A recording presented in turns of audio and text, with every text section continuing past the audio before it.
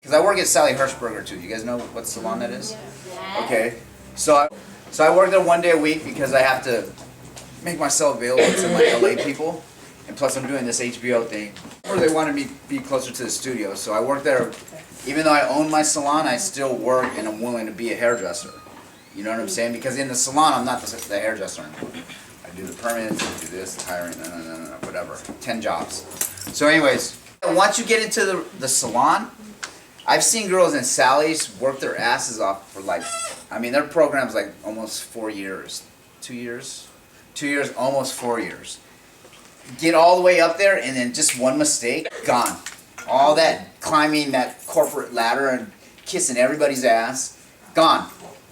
Gone. I've seen people in my salon come establish so much, and right before that door opened of like, I'm established, gone. Start all over.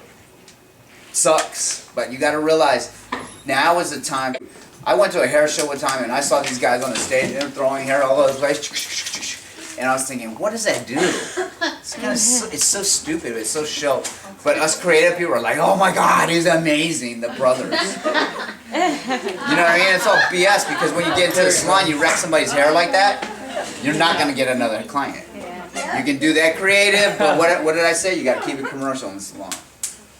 You know, if you work in an edgy skater salon, but everybody there's only, you know, how many kids with a mohawk are gonna pay you $300 for a mohawk? Nobody. I'm telling you, nobody. You know what I'm saying? So I'm just saying, here's the time you need to learn everything you can. Get out all these insecurities. This is the best advice I can ever give anybody. Everything you're scared of, address it right now. So they can take responsibility for it. And we will. We're willing. Totally. See? Let them fly under that. Because when you come to my salon, it doesn't fly like that. If you're not self-managed by the time you get to my salon, like doing your thing, getting your clients while we're giving you clients, after 6 weeks and your numbers aren't even changing, sorry, I gotta let you go. I can't have my soil be corrupted with weeds. Right? Does that make sense? So it's not like I'm that hard, but you know, at this point where my business is actually my dream. You know, when I'm sleeping, I don't want you to get in bed with me if you've got, you know, it doesn't make sense to me.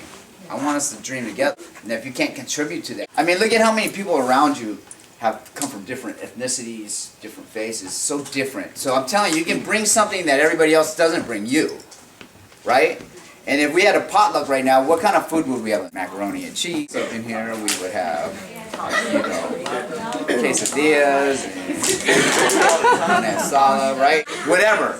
But you gotta think, if we all bring something, imagine how much we would actually eat. We would all be full and there'd be leftovers, right?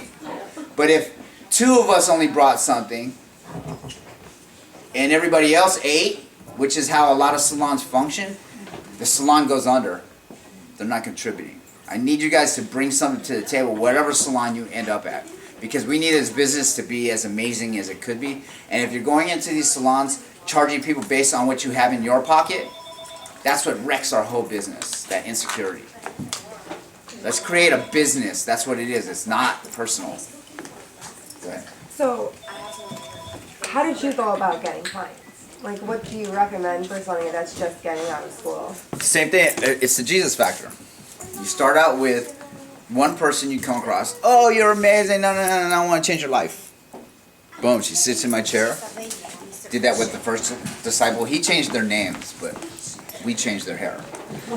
Went from a haircut to hair color to whatever, and then she went and told her friend that had a haircut, and her other friend that had hair color, and then I had 4 more disciples.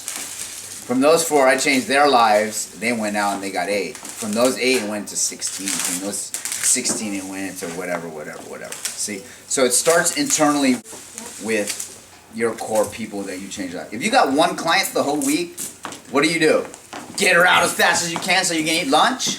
No. Or get her out as fast as you can so you can text your boyfriend because he's being a dick? You know what I mean? Like, you gotta realize, don't let... Once you walk into the salon, that's where it should be. It's work. When I walked into the salon, I wasn't a father anymore because I have a daughter that's 14. And I wasn't a father anymore. I wasn't a boyfriend. I was a hairdresser. Boom. When I left the salon, I became all those things and I wasn't a hairdresser anymore. It's called time management. You know what I mean? If you're a mother and you leave your kids and you're in the salon working on your client, you know, and you're thinking, God damn, I should have. And she was crying when I left. And what do you think when you go back to your kid who's not crying anymore, your client's going to be doing? You're going to be working on, playing with your kids saying, damn, my client was crying when I left. Do you guys get that? It's like, come on, man, shut that down. Professional means that I'm going in because I value my business. It's about business right now. Clock in. When I clocked out, then I can deal with everything else. If you're not flying like that at your salon or whatever you do, whatever you're going to end up doing, might as well forget it. You're gonna be amongst that barely making it slot, and who wants that? I was driving here and I was caught up in traffic and I was thinking, oh my God, dude, there's so many people out here, it's ridiculous. Going in and coming out. So if they were going in, they're from here, right? If they were coming in, they're from somewhere else. So you guys got a place you can build from. Don't trip, you know what I mean? Like literally, there's somebody for everybody. And you got to realize, you know, as I was walking in, I was like, if I can get $1 for from every one of these people, I'd be where I'm at. You know what I mean? Like amazing. So realize that on every level, you got to choose what level you want to fly on. You know, I used to do mixed martial arts, right? So when in mixed martial arts, we're trained first to kick because there's distance, and then when you get closer, you're trained to punch because there's still a little bit of room to actually get some momentum going. Okay, when you get close, you engage, and then you're this close to the person, but then now you got to hit them with what you can without getting all that momentum. From there, then you go down, you take them down, and then it turns into a wrestling thing to where you're grappling, and then once you're on the ground, it turns into like submission, tap or snap. You know what I mean? So it's a thing where in business, apply that now. Whatever level you got to equip yourself, from distance to close quarters to engaging to getting on the ground. You guys get that? So it's the same thing, from school to assisting, establishing, being established, to going to amazing from being established. All being established does is gives you a platform to say, oh, my basic needs are being fed. Now let me find super amazing. You know what I mean? So don't think because I come from here. I mean, do I look like I can dunk? No. Hell no. Not no, hell no. So you put me on a basketball court, there's no way I can get down. But if I take Tiger Woods off the golf course and give him a curling iron, you think he's going to curl somebody's hair? No. Hell no. You see what I'm saying? So this is our world. Make the best of it. You know what I mean? Nobody else can get down like you can if you choose to plant into your garden. If all you're doing is smoking cigarettes on your break, and then that's what you're going to be doing in the salon. Sorry, I mean, it's real. You perfect what you practice. And I tell this to people in the back room. Like, my assistants aren't even allowed in the back room anymore. We've decided. Because if you're practicing bitching in the back room, you're going to be a professional bitcher. Make sense? Yeah. So if you're practicing no clients, you're going to be a professional no client person.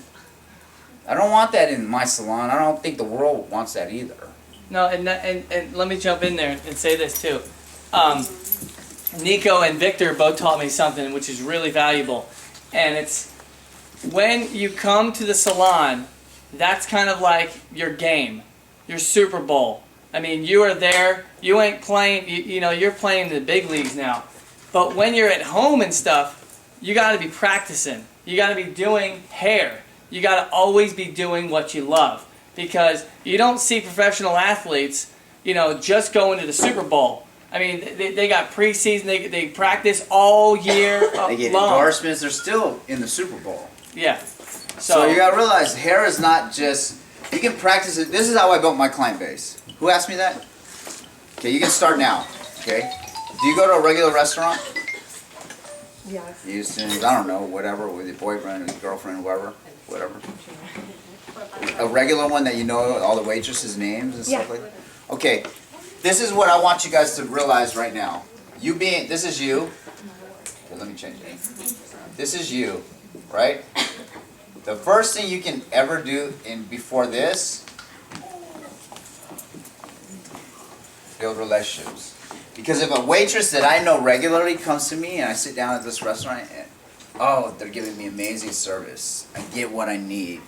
Hey, if you're ever interested, because I'm a hairdresser and doing anything different to your hair, come see me. You know what I mean? And I'll let you try anything. I'll do it. Complimentary. But it wasn't complimentary because I had to build a relationship. Does that make sense? If I just hand you a card right now and say, hey, dude, I want to do your hair, I'm a hairdresser in Pasadena, they're going to be like, psh, what's wrong with my hair? Even if they didn't know anything that I did, they're going to get offended, right? Right? You know what I'm saying? So you can't build anything on relationships, without relationships. Okay, I'm going to give you another thing that I do. I have my own foundation called Bangs and Bridges. It's the Bangs and Bridges Foundation. It's a nonprofit that we have that we cut bangs in order to build bridges, right? So what we do is we raise monies, we go into like Guatemala, Uganda, and we build homes for kids that are in circumstance. You know, in Uganda, the circumstances, there's a big age crisis. These kids are being left in trash cans, wandering in villages, you know, whatever, because their parents are just dying in their huts or villages or whatever. So we actually partnered with a organization out there called Watoto, and literally we donated like 30 grand. We send a team in to actually work with that 30 grand, gets all the business material, all the material, bricks, whatever, and a crew to actually build the house, and we send a team in to actually build it with them. So what did we do? We invested money and we built a relationship. Now, 3 years later, these kids that we saw were all burned or thrown in trash cans are actually playing in villages now. As a good investor, you always want a return. In investing in people, investing in yourself, the return is fruit or relationships. Okay? If you don't build your client base on relationships, they're going to go to the next guy that will. Or the next person. And if you build it on discount, $12.99 for a perm and cut and color. Then the person that charges $12.95, that's your competition. Right? Yeah. Stop thinking discount, please. The discount thing is so damaging anything. It ruined the music industry from downloading to movies now. Why not the hair industry? It's been the reason why hair industry hasn't ever been able to come on. $12.99? Who charges $12.99 for what we do? They don't even charge that here. You know what I'm saying? It's crazy. So realize that. Once you get out into school, that license means you're professional now. Stop not thinking professional. Please, you'll help the whole business entirety. That dictates how it goes. I can't stand, the minute I hear somebody say, oh, what are we doing today? I can see what they're asking, oh, I'm getting a haircut in color. But then they say, okay, well, what do you want me to do? Then that's when I start freaking out and saying, okay, this person's on my list of 6 weeks later, they're probably not going to work it. Because I want hairdressers that are determining what we need to bring, not what the clients who are stuck in their world are bringing. We're trying to break them out of that. You're the authority, so to speak. You know, no one, Armani doesn't go to his, makeup artist and say, what do you think, what color should I do this month? You know what I mean? He's the authority. He sets the bar for that. So you as a hairdresser need, the trend for my clients is not what the season's doing, it's what they're doing in their life. So do you go to the gym? Yeah, so then she needs layers, for sure. She needs to be able to pull it back sometimes, or a haircut that's going to work, maybe even short. See what I mean? See how those factors start telling you how you need to go? Okay, she's a lawyer, she doesn't go to the gym. Okay, well she needs a bob that she doesn't do nothing to, and anybody can blow dry it. So learn people, don't just learn hair. I got a lot of great hairdressers, but none of them are busy because they don't know people. Okay. We have something for you guys. I was on the runways last season in New York, and I met this guy he was like Willy Wonka for hair stuff. Like literally you say, oh, I want this, and he'll take a picture of it, and he's like, I have it for you in 6 days. So I met this guy and we really connected. So I have a client who just was one of the new Charlie's Angels. I used a band that he had for the Emmys. And I called him, I said, hey, your band's flying at the Emmys right now. He turns on the TV and it was on there. He was so thankful because of this relationship I built, that not only did I have stuff for my hairdressers, but I have stuff for you guys too. So Randy, this was Randy's idea, so you guys gotta honor him for that. It's just a few little things, it's not a lot, but it could be a lot if you're working it out.